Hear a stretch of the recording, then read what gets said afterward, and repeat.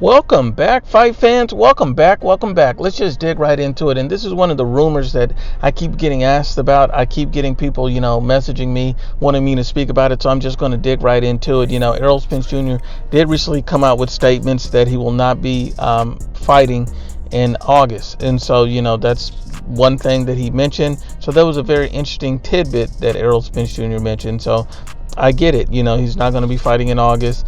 But that also means, according to the rumor mill and a lot of speculation that's going on, is if he's not fighting, Sean Porter in August, he could still be fighting Sean Porter another time. But the speculation is that he could be potentially negotiating a fight with Saul Canelo Alvarez, and basically saying that, that Oscar De La Hoya has already offered Errol Spence Jr. $20 million to take that fight. That's a fight that Errol Spence Jr. would, gladly take for that amount of money, because if you look at it, Errol Spence Jr. is not really going after belts, he's going after paydays. He just fought Mikey Garcia, who had no belt, but was the biggest payday than any other welterweight in the division, aside from a Terrence Crawford fight. So at the end of the day, if you look at it like this, Errol Spence Jr. is looking for paydays. Sean Porter is not going to be much of a payday, but it would unify a belt. It's a decent fight, but at the end of the day, he's avoiding the biggest fight in the division, which is a Terrence Bud Crawford. Now, would Errol Spence Jr. move up and take $20 million to fight Canelo Alvarez? I truly believe so, because Errol Spence Jr. has mentioned and even called out Canelo Alvarez in the past, stating he would love that fight.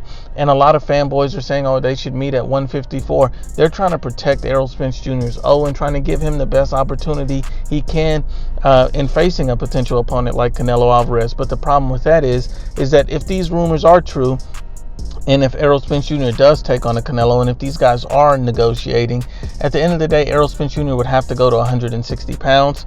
Canelo Alvarez is the undoubted, unquestioned A-side, the biggest star in boxing, especially North America. So there's not even a question or a doubt that, Errol Spence Jr. has to go to 160. But I don't understand why a lot of fanboys are upset at that, because Errol Spence Jr. said out of his own mouth that he'd move to 168, that he'd fight at 160, he'd meet Canelo at 160. He's a naturally bigger fighter. He's not a natural welterweight. He's at least 154 to 160 pounder naturally. And the fact that he's already wanting to move up to 160 and moving up as, fast as this, that's him. That is something that he wants to do. So at the end of the day, I think a Canelo Alvarez versus Errol Spence Jr. Fight would be a very interesting and intriguing matchup, and it would tell us a lot about both fighters. Unfortunately for Errol Spence, I just don't believe that he's anywhere near the level of Canelo Alvarez. You have to understand that, in my opinion, Errol Spence Jr. has no chance. He couldn't knock out or even drop Mikey Garcia, who's moving up from 135. He has no chance against, Canelo Alvarez. He doesn't have the power to keep Canelo Alvarez off of him. Canelo Alvarez will easily walk him down and stop him within 6 rounds. I don't think it's a serious competitive fight. I think it's just an intriguing matchup, but it's a huge mismatch. Canelo Alvarez, I hear a lot of people saying, Canelo's old, and I'm like, how is that when Canelo Alvarez is actually younger than Errol Spence Jr.? So that makes no sense. See, a lot of guys are looking at the facts.